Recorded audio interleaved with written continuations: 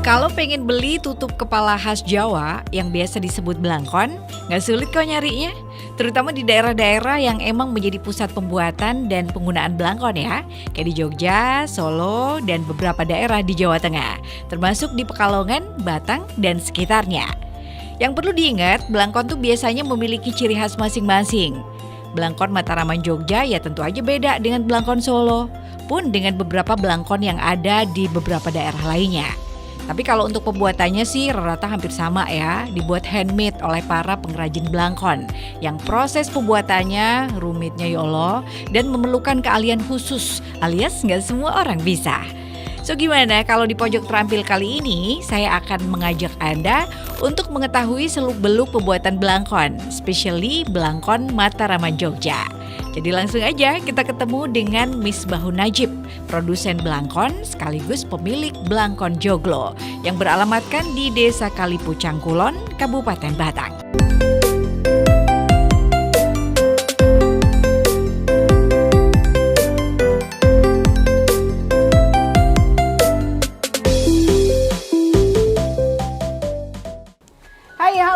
Apa kabar? Pojok terampil hadir lagi dan kira-kira untuk hari ini tutorial apa lagi nih? Yes, di tangan saya sudah ada belangkon Mataraman Jogja. Artinya kita hari ini mau bikin belangkon ya. Belangkon yang memang identik banget, ada mondolannya seperti ini. Di Desa Kalipucang Kulon, Kabupaten Batang ada produser belangkon Mataraman Jogja. Namanya Pak Misbah, lengkapnya Pak Misbahun Najib. Dan beliau sudah ada di sebelah saya. Halo, assalamualaikum Pak Misbah. Waalaikumsalam. Sehat ya Pak? Alhamdulillah. Ini dia produser belangkon Mataraman Jogja. Khusus berarti yang dibuat oleh Pak Misbah ini memang belangkon Jogja gitu ya? Oke, kenapa kok milihnya Jogja? Bukan belangkon Pekalongan, ada nggak sih belangkon Pekalongan? Pekalongan kayak Nggak ada ya?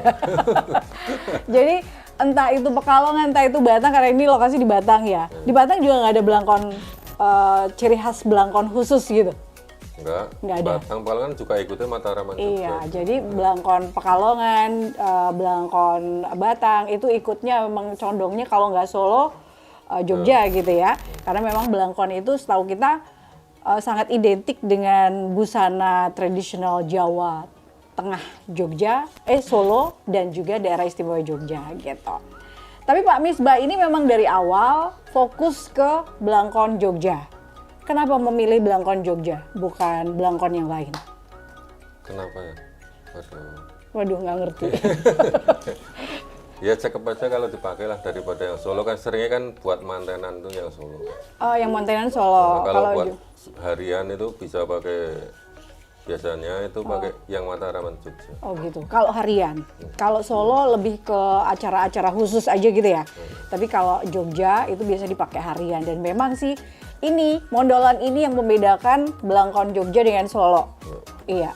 Kenapa? Lipetan itu. Lipetannya juga. Jadi yang membedakan belangkon Jogja dengan Solo adalah selain ada mondolannya ini ada lipetannya juga ya. Dan kita hari ini wah bersyukur banget. Pak Misbah mau sedikit berbagi ilmunya untuk ngajarin ke kita gimana sih cara membuat belangkon Mataram ini ya, Mataraman Jogja dari awal hingga siap digunakan gitu. Oke Pak Misbah, ini saya letakkan dulu di sini belangkonnya.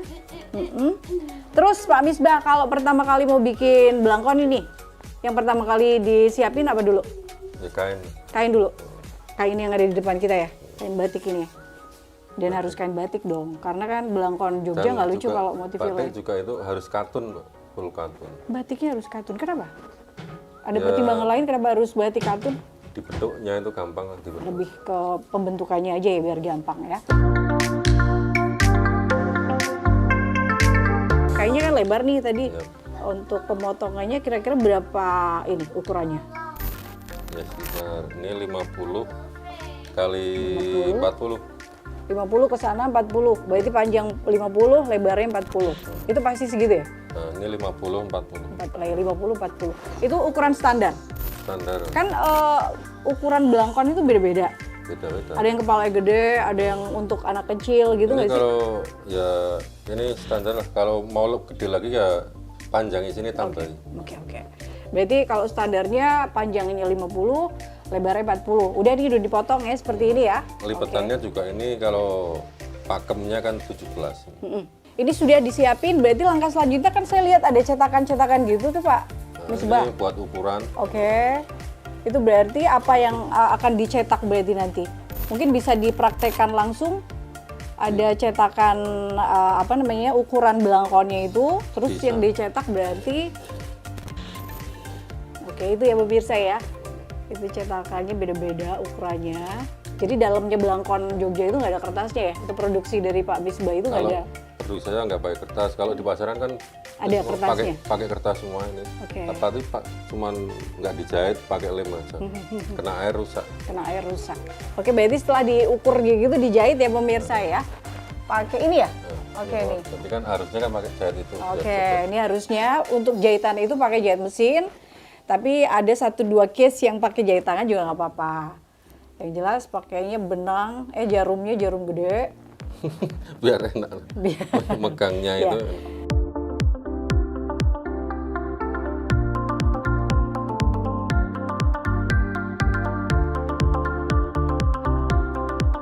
Ini udah dijahit, udah pas. Ini nanti buat mondolannya gitu? Enggak, ini Oh enggak, dipotong. Oke, dipotong. Ini biasanya dikombain sama mesin jahit. Cuman hari ini pakai tangan. Kuatnya sama. Udah kan? Berarti udah yang lingkaran bulat itu, terus atasnya dikasih kain hitam. Yep. Oke, buat daleman ya nanti ya. Yep. Oke. Nah setelah seperti ini, apa yang akan terjadi? Tetap di pojok terampil kalau penasaran. Oke, nah itu sih lancar. Siapa sih yang nggak tahu belangkon? Walaupun fungsinya hanya sebagai pelengkap aja, pelengkap busana tradisional Jawa, tapi namanya dikenal oleh hampir semua kalangan masyarakat, baik dari Jawa ataupun bukan. Belangkon sendiri kehadirannya ternyata nggak bisa dilepasin dari pengaruh budaya Islam, karena emang diciptakan oleh tokoh-tokoh Mataram Islam. Mereka tuh kan hobi banget pakai udeng ya, atau surban kalau di Timur Tengah. Nah cara pakainya ditirulah sama rakyat awam. Cuma kalau rakyat yang make, mereka itu inovasi. Pakai udengnya bermotif batik, nggak polosan. Waktu itu cara membuat surban atau udeng dengan menggunakan kain segitiga atau segi empat seperti tokoh-tokoh Mataram Islam itu rada ribet. Banyak yang nyerah karena kesulitan. Jadi diubet-ubet aja gitu. Sampai akhirnya ada yang berhasil membuat udeng iket yang praktis, yang tertata rapi dan dijahit. Cikal bakal belangkon. Belangkon sendiri tahu nggak berasal dari kata blanco, sesuatu yang udah siap pakai. Ya pemirsa, walaupun awal lahirnya sesimpel itu, tapi pada perkembangannya belangkon berubah menjadi sesuatu yang memiliki makna dan filosofi yang dalam banget. Ada pengharapan, ada nilai-nilai kehidupan dalam sebuah belangkon. Ada penetapan pakem dan aturan tersendiri dalam proses pembuatannya. Semakin terpenuhi pakem pada sebuah belangkon, semakin tinggi nilai jualnya. Oke ini ya, udah jadi ya. Ini pemirsa nih, udah dicetakan yang tadi itu loh pakai dilem, terus ada dijahitnya juga pinggirnya. Dan ini pakai kain batiknya. Nah ini loh yang tadi dari awal kita udah jelasin nih perbedaan belangkon Jogja dengan Solo. Namanya adalah mondolan ya. Mondolannya itu dalamnya apa? Kain. Macam-macam terserah aja sih, yang penting ada mondolannya gitu ya. Perbedaan, dan aku pernah baca di satu artikel nih, mondolan itu filosofinya adalah buat nyimpen dosa, aib. Ya bener lah. Ya serius. kata orang Jogja, Jawa. iya kan kita tahu ya orang Jawa itu penuh dengan filosofi. Kita mondolan itu selain buat nyimpen rambut, buat nyimpen aib juga gitu. Jadi orang kalau aibnya banyak pakai belangkon ini, aibnya tertutup Pak. Itu filosofinya. Yang jelas emang kelihatan lebih ini ya Pak, lebih apa sih, sek gitu kalau dipakai kali ya, karena ada pemberatnya. Oke, ini udah siap seperti ini. Langkah selanjutnya apa Pak? Saya masih bingung nih, kayak begini tuh bisa jadi rapih bagus itu apa sih? Tambal. Oh iya Deng, selain mondolan kan juga yang membedakan ini ya? Lipetan ada. Iya, ciri khasnya itu. Lipetannya itu ada 17. Rukun Islam katanya. Rukun Islam. Filosofinya itu. Rukun sholat. Ada berapa 17 rukun? rakaat. Oh 17 rakaat. Pak ini kasih tahu dong untuk pemirsa di rumah untuk menghasilkan lipetan-lipetan yang rapih gini itu pakai tangan atau maksudnya benar-benar di manual dilipat-lipat sendiri gitu sama Pak Misbah atau gimana? Ya dilipat sendiri. Untuk ukurannya berapa? Untuk per lipetan ini ada standar ukuran berapa senti atau gitu nggak? Ya, Atau sekitar tinggal lipat aja? 1,5 senti.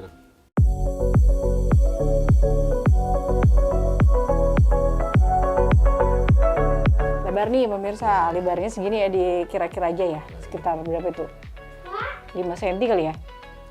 3 senti ya 4 senti ya. 3 cm, 4 cm itu langkah pertama, lipat dulu 3-4 cm, habis itu baru ini sebentar di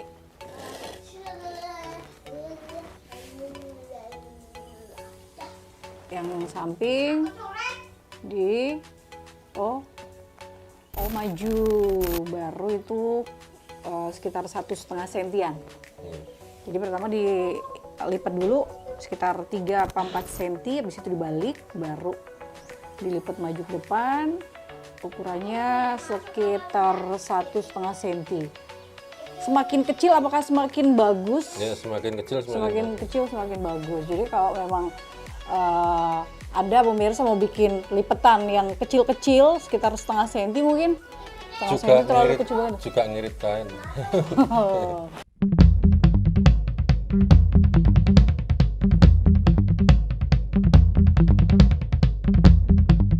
Masing-masing 17 dan langkah selanjutnya adalah nempelin. Ya. Nempelin di ini, Pasang ini. dipasang di sini. Oke, kita lihat ya. Kalau emang perlu ada yang dicatat aja. Siapa tahu mau bikin sendiri, Tapi kalau misalnya, aduh ternyata kok ribet juga, susah juga, ya udah tinggal datang aja ke Kalipucang Kulon rumahnya Pak Misbah. Atau ada di kios tadi ya Pak ya? Yap. Oke. Kiosnya masuk Kalipucang Kulon deket sama tower. Ini ada proses pengeliman juga di sampingnya sebelum nempelin tadi yang lipetan-lipetan itu. Oh jadi lipetan itu cuma dilem doang atau ada proses penjahitannya Pak? Yang lipetan mana? Ini, itu kan buat ngelem lipetan apa bukan sih? Ya ini nempelnya. Nempelin kan? Pakai lem. Awalnya pakai lem dulu. Jadi pinggirnya itu dikasih lem dulu pemirsa, lemnya menggunakan lem Fox. Kenapa lem Fox? Kenapa Pak? Biar bisa dijahit. Itu Biar kan bisa dijahit. Karena lem itu kan kadang ada yang kalau udah kering keras. itu keras banget sampai jarum pun nggak bisa tembus. Nah ini salah satu pemikiran kenapa sih Pak Misbah menggunakan lem Fox, karena walaupun satu kuat banget dan kalaupun sudah kering tetap bisa tembus. Iya, setelah proses pembuatan congkeng atau tempurung atau lapisan dalam belangkon selesai, sekaligus memberikan lapisan tengahan ya dari selembar kain batik yang sesuai dengan motif wironnya, berarti tinggal melekatkan wironnya aja dong di masing-masing sisi belangkon. Supaya gampang, Pak Misbah mengerjakan ini sepenuhnya di atas landasan kayu berbentuk bulat yang biasa disebut kelebu sebagai matriksnya. Dan harus diketuk-ketuk gitu biar kuat. Ini proses paling lama atau ya, yang lama nempelin? itu Jahitnya? yang belakang. Oke. Ya ini pemirsa, udah mulai ada bayangan ya, udah agak lengkap. Tinggal nanti 3 ploy itu 3 lipetan-lipetan itu akan ditempel di calon belangkon ini. Udah bisa ngebayangin dong seperti apa bentuknya nanti, seperti apa prosesnya juga sampai finishing nanti. Tetap bareng saya Ya Ahmad dan Pak Misbah di pojok panel.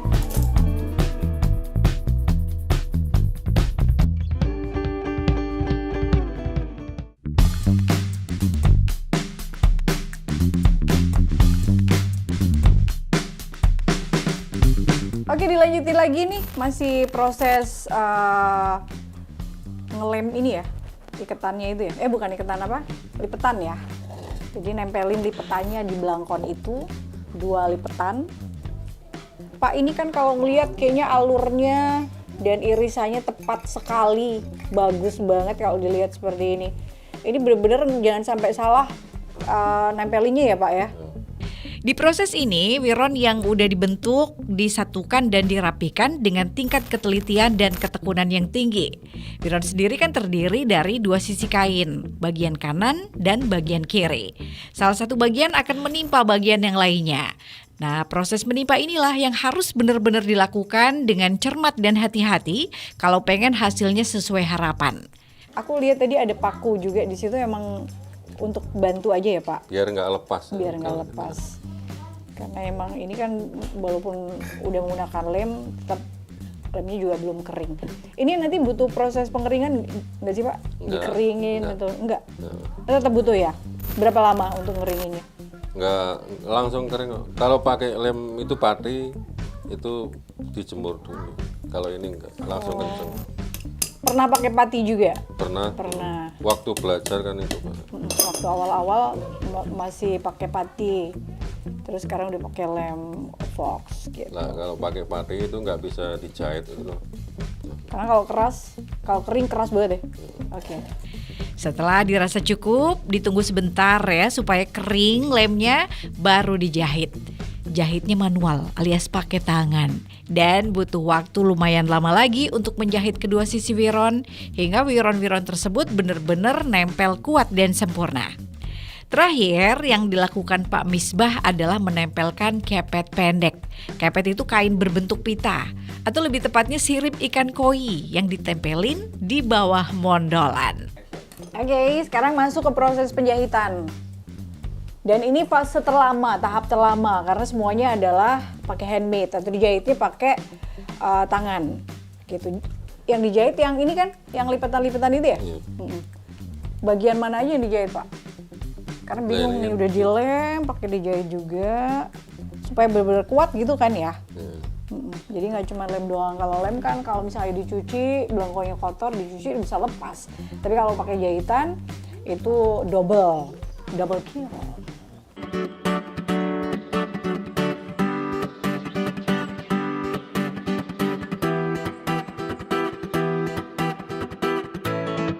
Nah, ini ciri khas Jogja. Ciri khasnya juga ya. Jadi ciri khasnya ada Ada tiga.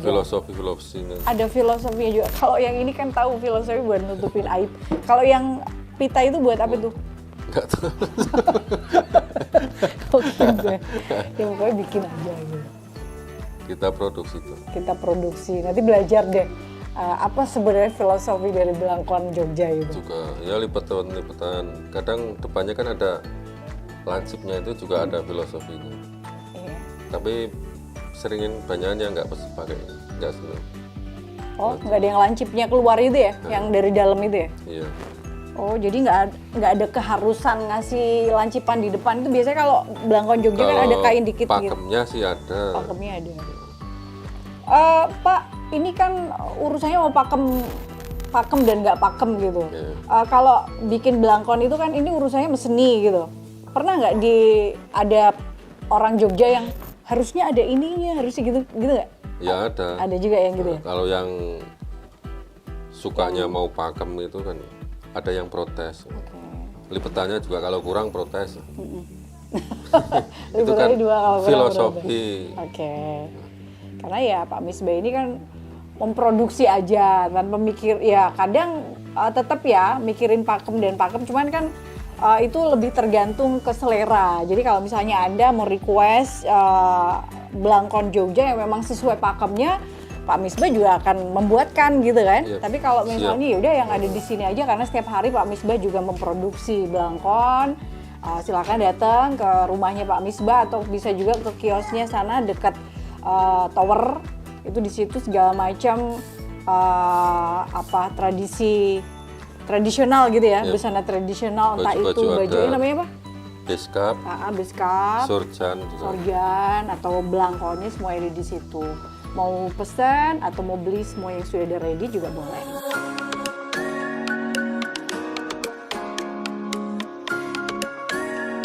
Sudah rampung ya itu atau belum? tinggal sebelah. Tinggal sebelahnya lagi. Kurang lebih untuk mengerjakan satu belangkon ini butuh waktunya 4 jaman ya Pak ya? Ya setengah hari. Setengah hari satu belangkon. Karena memang dari sekian banyak tahapan tadi, itu yang paling butuh waktu lumayan lama adalah ketika menjahit ini, ya, lipetan-lipetan ini. Ini emang butuh waktu yang lama banget sih. Rapi, seperti Anda tahu sendiri, nggak ada kelihatan jahitan sama sekali. Rapi banget. Satu belangkon dipatok harga berapa, Pak? Boleh di-share nggak? Boleh 125. 125. Kalau Anda ke Jogja malah lebih mahal ya. Kalau di sini 125 udah dapat belangkon Jogja. Gitu. Oke, udah jadi. Ya kasih lihat ke pemirsa, Pak. Ini dia belangkon made in Pak Misbahul Najib dengan brand belangkon Joglo. Ini pemirsa. Apa, Pak? Lah ini. Oh iya, ini ada brandnya di sini ya. Oke. Pak Misbah, terima kasih banyak udah ngajarin kita cara membuat belangkon Mataraman Jogja yang ngulik-rike pok. Telaten. Telaten. Sekali lagi kalau Anda pemirsa mau bikin sendiri boleh, Pak Misbah nggak apa-apa. Tapi daripada ribet tadi karena saya di sini juga kayak nggak dapet ini caranya gimana, datang aja. Kemana Pak alamatnya? Kali Pucang Kulon, RT 4 RW 1. Oke, nomor telepon. 08564 0066 221. Oke, kalau belinya dalam jumlah banyak ada potongan ya Pak? Ada. Ada, mantap. Oke, terima kasih Pak Misbah. Demikian pemirsa untuk Pojok Terampil hari ini. Ketemu lagi dengan narasumber dan produk yang berbeda pastinya. Saya Ahmad, sampai jumpa.